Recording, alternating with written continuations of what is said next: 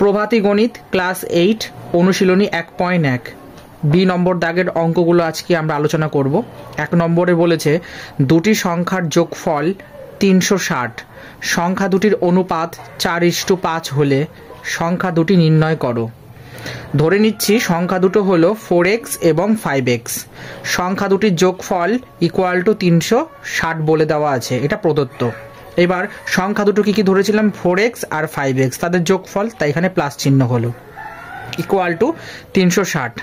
এবার 5x আর 4x আর 5x যোগ করলে কত হচ্ছে 9x ইকুয়াল টু 360। এবার 9টা বাঁ দিকে গুণাকারে আছে, তাই ডান দিকে ভাগাকার হয়ে গেল, তার মানে x equal to 360/9 equal to কত হচ্ছে 40। তাহলে x এর ভ্যালু আমরা কত পেলাম 40। এখন 4x মানে দুটো সংখ্যা আমরা একটা 4x একটা 5x ধরেছিলাম, তাই 4x 4-এর সাথে 40 গুণ হয়ে কত হলো 160, আর 5-এর সাথে 40 গুণ হয়ে কত হলো 200। সংখ্যা দুটি হলো 160 এবং 200। ঠিক আছে বন্ধুরা, আশা করি বুঝতে পেরেছ। এবার দেখে নেব 2 নম্বর কোশ্চেনটির সমাধান। একটি প্রাথমিক বিদ্যালয়ে ছাত্রছাত্রীর সংখ্যার অনুপাত 5:7। ওই বিদ্যালয়ে ছাত্রীর সংখ্যা 350 জন হলে ছাত্রের সংখ্যা কত? ধরে নিচ্ছি যে ছাত্রের সংখ্যা 5x এবং ছাত্রীর সংখ্যা 7x। প্রশ্ন অনুযায়ী 7x ইকুয়াল টু 350। এবার এখান থেকে x ইকুয়াল টু আমরা কত লিখতে পারি 350/7 ইকুয়াল টু কত 50, তাহলে x এর ভ্যালু কত পেলাম 50।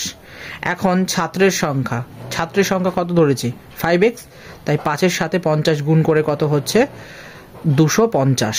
তাহলে বিদ্যালয়ে ছাত্রের সংখ্যা হচ্ছে 250 জন। ঠিক আছে বন্ধুরা, আশা করি বুঝতে পেরেছ। এবার দেখে নেব 3 নম্বর প্রশ্নটির সমাধান। পিতা ও পুত্রের বয়সের অনুপাত 14:3।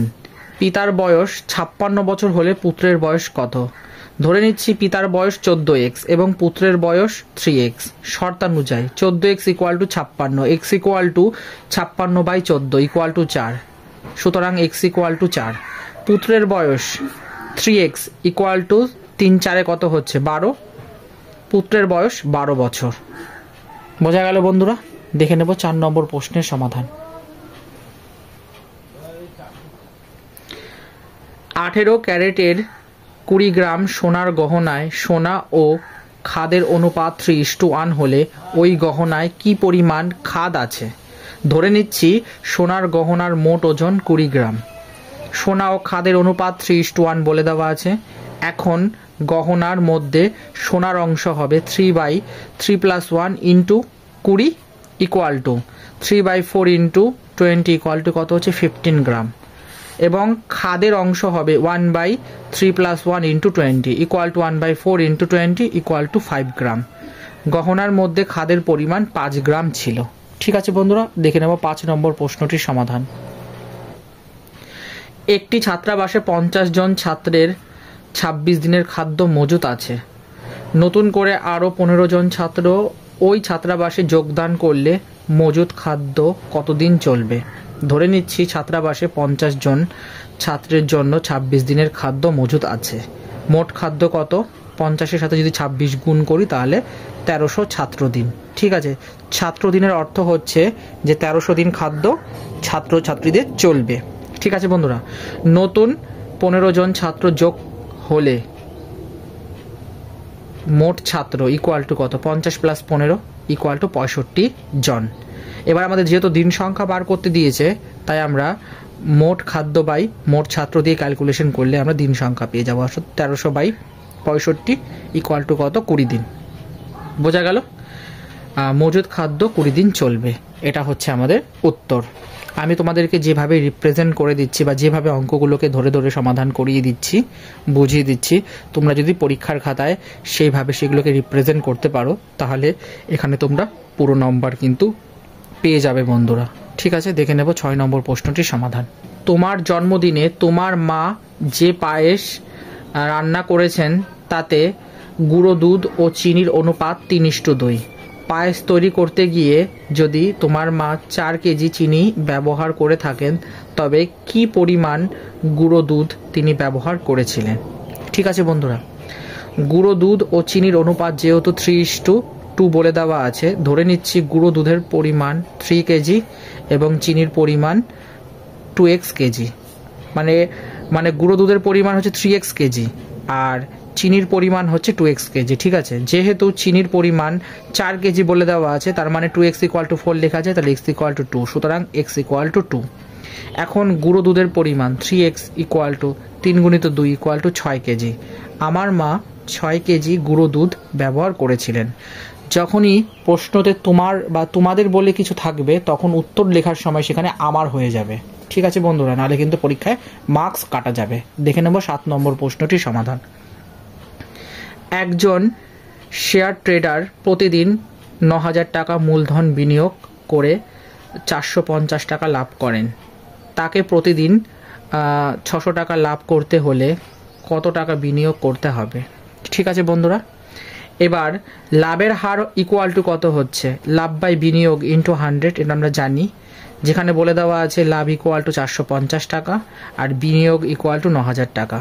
তাহলে ইকুয়াল টু লাভের পরিবর্তে আমরা লিখতে পারি 450 বাই বিনিয়োগের পরিবর্তে কত লিখতে পারি? 9,000 ইন্টু 100। এটাকে যখন তোমরা সিম্পলিফাই করবে দেখবে 5%, মানে 5% হচ্ছে।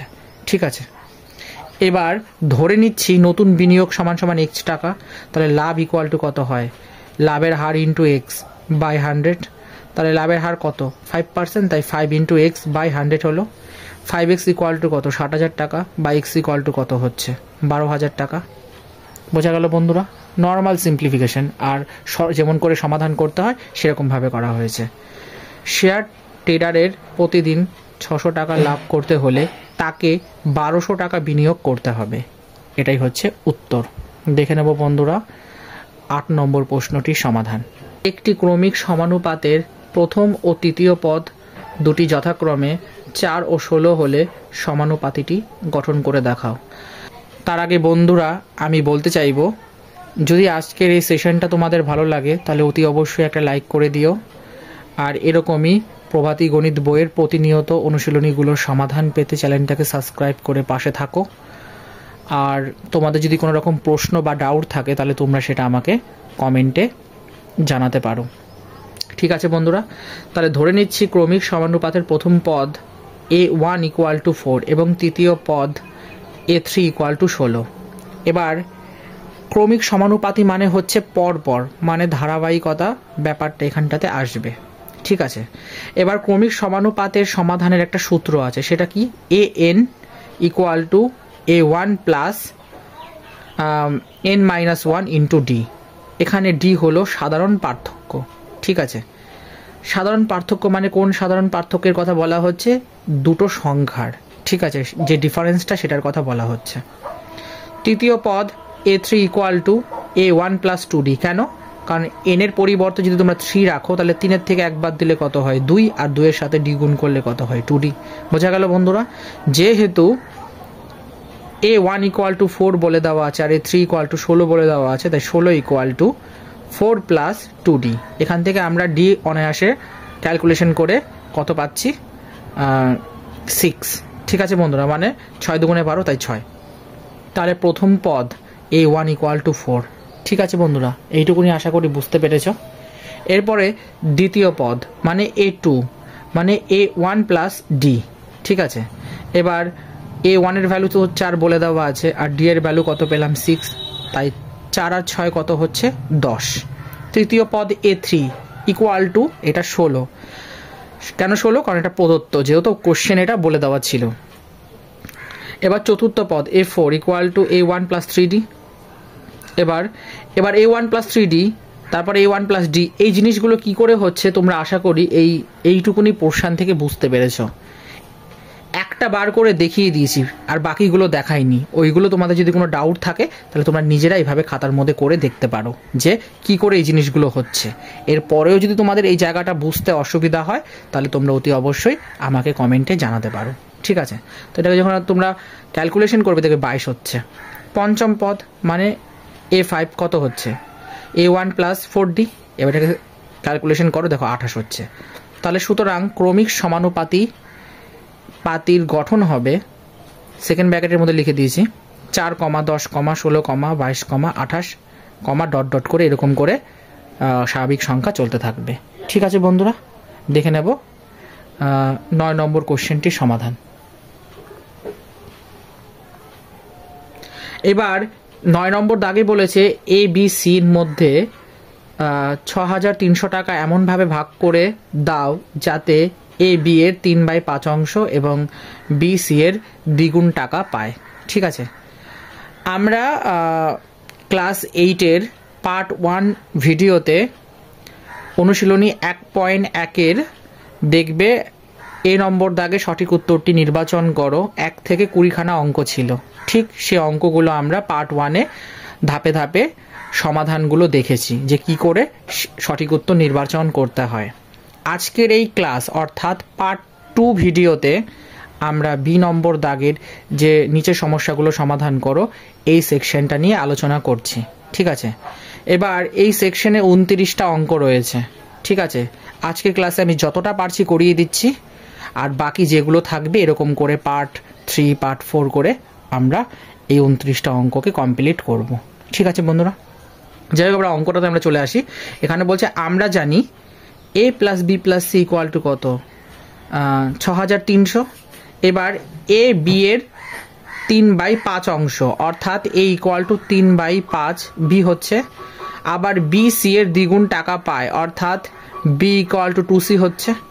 এবার এখানে আমাদের একটা কাজ হচ্ছে প্রতিস্থাপন করতে হবে। প্রতিস্থাপন মানে কীরকম, মানে দেখো a ইকুয়াল টু 3/5 বি হচ্ছে, এবার বি এর একটা ভ্যালু আমরা জানি, কত জানি, বি ইকুয়াল টু 2c, তাই বিকে সরিয়ে দিয়ে 2c পুট করা হলো এখানটাতে। এবার এটাকে যখন তোমরা ক্যালকুলেশন করবে দেখবে 3 দুগুণে 6/5 সি হচ্ছে। ঠিক আছে, এইবার আমরা জানি কি a plus B plus C equal to 6,300 আছে। এবার এখানে দেখো প্রত্যেক কটা ভেরিয়েবল কিন্তু সেম হয়ে গেছে সি সি করে। এবার আমরা এটাকে নর্মালভাবে সিম্পলিফাই করতে পারি। দেখো 6/5 C plus 2c plus C equal to 6,300 আছে। এবার এইটাকে কি করছি দেখো বন্ধুরা, 6/5 সি যেমন আছে তেমন রেখে দিলাম।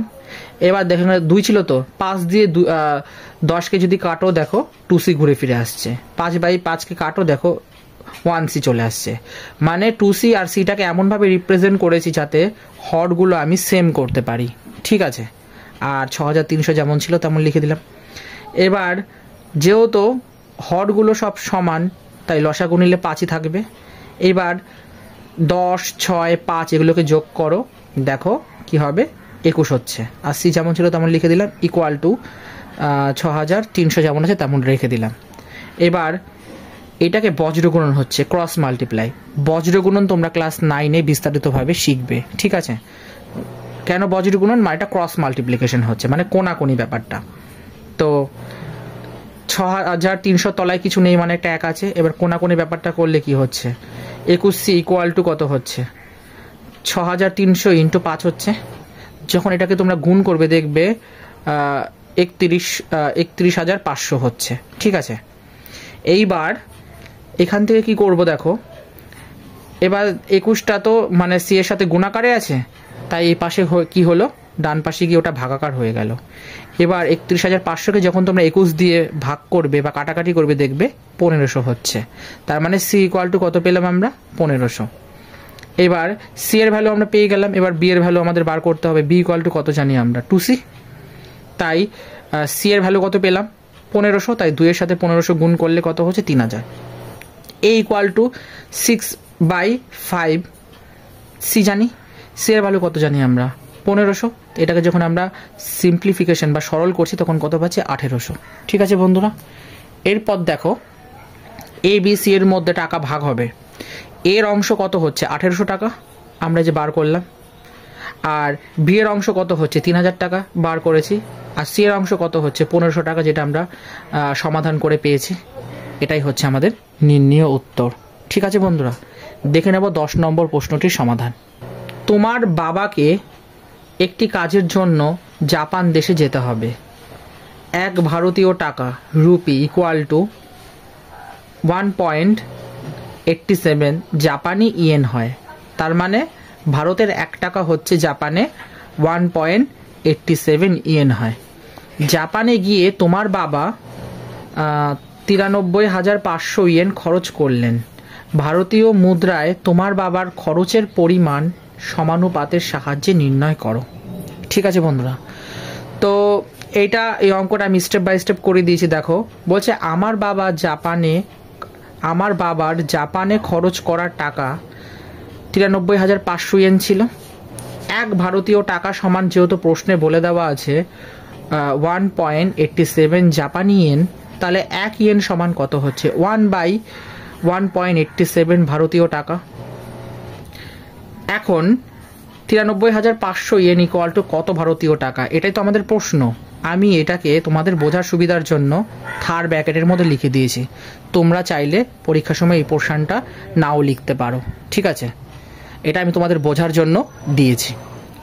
সুতরাং ভারতীয় টাকায় খরচ ইকুয়াল টু 93,500 ইন্টু 1/1.87। এবার আমরা কি জানি, যখন কোনো ভগ্নাংশের গুণ হয়, ঠিক আছে, মানে ভাগ থেকে যখন আমরা গুণে কনভার্ট করি তখন কি হয়? লব হর হয়ে যায়, হর লব হয়ে যায়, ব্যাপারটা উল্টে যায়। ঠিক গুণের ক্ষেত্রে উল্টো, মানে লব যদি লব তখন কি হচ্ছে? হর হয়ে যাবে, আর হর তখন কি হচ্ছে? লব হয়ে যাবে। অর্থাৎ 93,500 ভাগ 1.87 হলো। যখন এটাকে তোমরা ভাগ করবে দেখবে আসন্ন মানে আসবে কত? 49946.02। দেখো প্রায় লিখে দিয়েছি, এটা আসন্ন মানের সিম্বল। ঠিক আছে, এটুকুনি আশা করি বুঝতে পেরেছ। এরপরে দেখো, সুতরাং ভারতীয় মুদ্রায় আমার বাবার খরচের পরিমাণ 49946 টাকা। এটা হচ্ছে আমাদের উত্তর। ঠিক আছে বন্ধুরা, এইবার দেখে নেব 11 নম্বর কোশ্চেনটির সমাধান। 11 নম্বরে বলেছে ক্রিকেট খেলায় রোহিত শর্মা ও বিরাট কোহলির রানের অনুপাত 2:3। ঠিক, বিরাট কোহলি ও KL রাহুলের, সরি বন্ধুরা এখানে রাহুল হবে, রাহুলের রানের অনুপাত 4:1। তারা তিনজনে মিলে মোট 230 রান করলে ওই খেলায় কে কত রান করেছিলেন? এটাই তো আমাদের প্রশ্ন। ঠিক আছে বন্ধুরা, এবার ধরে নিচ্ছি রোহিত শর্মা রান 2x আর বিরাট কোহলির রান হচ্ছে 3x এবং KL রাহুলের রান হচ্ছে y। আমরা জানি যে অনুপাতে যখন থাকে তখন অনুপাতটাকে সংখ্যায় বা তাদেরকে অনুপাত থেকে আলাদা আলাদা করতে গেলে, সেপারেট করতে গেলে একটা করে চলরাশি ধরে নিয়ে তাদেরকে সেপারেট করতে হয়। ঠিক এখানটায়ও তাই হয়েছে। তিনজন ব্যক্তি বলে একজনকে আমি y দিয়ে ডিনোট করেছি। ঠিক আছে, প্রথমত রোহিত শর্মা ও বিরাট কোহলির রানের অনুপাত 2:3। সুতরাং রোহিত শর্মার রান হচ্ছে 2x আর বিরাট কোহলির রান হচ্ছে 3x। ঠিক আছে, এটাকে আমরা স্পষ্ট করে মেনশন করলাম। দ্বিতীয়ত বিরাট কোহলি ও KL রাহুলের রানের অনুপাত 4:1। বিরাট কোহলির রান হচ্ছে 4y, এখানে y হলো KL রাহুলের রান, আর KL রাহুলের রান হচ্ছে y, যদি এখানে ব্র্যাকেটে মেনশন করে দিয়েছে। এইবার 3x ইকুয়াল টু 4y। এখন প্রশ্ন 3x ইকুয়াল টু 4y এটা কি করে লিখতে পারি? কারণ প্রশ্নে কিন্তু বিরাট কোহলির কিন্তু দুটো ডিফারেন্ট ভ্যালু ছিল। একবার বলেছিল যে রোহিত শর্মা ছিল 2x আর বিরাট কোহলির ছিল 3x, ঠিক এখানটাতে। আবার পরক্ষণে বলছি বিরাট কোহলির রান 4y আর KL রাহুলের রান y। তাহলে একবার বিরাট কোহলির রান ছিল 3x আর একবার বিরাট কোহলির রান ছিল 4y। তাহলে দুটো তো বিরাট কোহলিরই ডেটা, তার মানে 3x ইকুয়াল টু 4y এটা আমরা সমান বলতে পারি, বা y ইকুয়াল টু 3x/4 এটাকে আমরা 1 নম্বর সমীকরণ নাম দিলাম। ঠিক আছে, এবার 2x plus 3x plus y equal to 230। কেন? কারণ এখানে বলছে তিনজনের মোট রান কিন্তু 230 বলে দেওয়া ছিল, তাই এটা ইকুয়াল লিখতে পারি। এবার 2x 3x, ঠিক আছে, yটা এখানে আননোন ভেরিয়েবল। এবার এটাকে নিয়ে তো আমরা সমাধান বা ক্যালকুলেশন করতে পারবো না, ইকুয়েশনে গন্ডগোল হয়ে যাবে। তাই কি করলাম, y এর পরিবর্তে লিখে দিলাম 3x বাই 4। কেন? কারণ আমরা y ইকুয়াল টু 3x/4 4 এটা কিন্তু আমরা জানি। ঠিক আছে, 2x আর 3x কত হচ্ছে 5x plus Y equal to 230, তাই এটাকে 2 নম্বর ইকুয়েশন দিয়েছি। আর এই 2 নম্বর ইকুয়েশনে আমরা y এর ভ্যালুটা পুট করে দিয়েছি কত 3x/4। এখন দেখো এটাও x চলরাশি, এটাও x চলরাশি, তার মানে এটাকে আমরা খুব সহজেই সমাধান করতে পারবো। এবার এখানটাতে দেখো যখন আমরা এটাকে সিম্পলিফাই করছি, দেখো 20x plus 3x equal to 920 হচ্ছে। আবার 20 সাথে 3 যোগ করলে 23x ইকুয়াল টু কত হচ্ছে 920। ঠিক, এবার x ইকুয়াল টু কত হচ্ছে 920/23, এটাকে যখন তোমরা ভাগ করবে দেখবে 40 হচ্ছে। ঠিক, এবার এই 40টাকে যখন তোমরা এই ইকুয়েশনটাতে পুট করবে মানে বসাবে, তাহলে কত হচ্ছে 3 গুণিত 40/4 ইকুয়াল টু কত হচ্ছে 30। আশা করি এইটুকু বুঝতে পেরেছো। এরপরে দেখো বন্ধুরা, রোহিত শর্মার রান হচ্ছে 2x ইকুয়াল টু কত 2 গুণিত 40 কত হচ্ছে 80। বিরাট কোহলির রান হচ্ছে 3x ইকুয়াল টু কত হচ্ছে 3 গুণিত 40 ইকুয়াল টু কত হচ্ছে 120। আর KL রাহুলের রান কত y ইকুয়াল টু 30, যেটা আমরা ইতিপূর্বে কি করেছি বার করে নিয়েছি। ঠিক আছে বন্ধুরা, তো এই ছিল আমাদের আজকের ক্লাসের টোটাল 11 পিস অঙ্ক। তাহলে বন্ধুরা আজকের এই ক্লাসে আমি কি করছি এত পর্যন্তই সমাপ্ত করছি। পরবর্তী ক্লাসে যে অঙ্কগুলো বাকি রইল সে অঙ্কগুলো আমরা পার্ট 3তে আলোচনা করব। ঠিক আছে, আমি এখনো পর্যন্ত যতগুলো অঙ্ক তোমাদেরকে সলভ করালাম, তোমরা সে অঙ্কগুলোকে বাড়িতে ভালো করে একটি ফেয়ার খাতার মধ্যে ফেয়ার করে সে অঙ্কগুলোকে প্র্যাকটিস করবে আর অঙ্কগুলোকে বুঝে বুঝে ফেয়ার করবে। যেখানে যেখানে বুঝতে পারবে না দরকার পড়ে এই ভিডিওগুলোকে বারবার দেখো, আশা করি বুঝতে পারবে। তারপরেও যদি তোমাদের কোনো জায়গায় অসুবিধা হয় তাহলে তোমরা অতি অবশ্যই আমাকে কমেন্ট করে জানাবে। ঠিক আছে বন্ধুরা, তাহলে আজকের এই ক্লাসটা যদি ভালো লাগে তাহলে অতি অবশ্যই একটা লাইক করে দিও। আর প্রভাতী গণিত বইয়ের অনুশীলনীগুলোর প্রতিনিয়ত সমাধান পেতে চ্যানেলটাকে সাবস্ক্রাইব করে পাশে থেকো। আর কোনো ডাউট বা প্রশ্ন থাকলে তোমরা অতি অবশ্যই আমাকে কমেন্টে জানাতে পারো। ঠিক আছে বন্ধুরা, তাহলে আজকের এই ক্লাস আমি এখানে সমাপ্ত করলাম। পরবর্তী ক্লাসে তোমাদের সাথে আমার আবার দেখা হবে। ততক্ষণ পর্যন্ত তোমরা অতি অবশ্যই অঙ্কগুলোকে প্র্যাকটিস করো আর ভালো থেকো। ঠিক আছে বন্ধুরা, তাহলে তোমরা সবাই ভালো থেকো। চলো টাটা। আর কারোর যদি কোনো রকম ডাউট থাকে তাহলে তোমরা আমাকে কমেন্টে জানাতে পারো।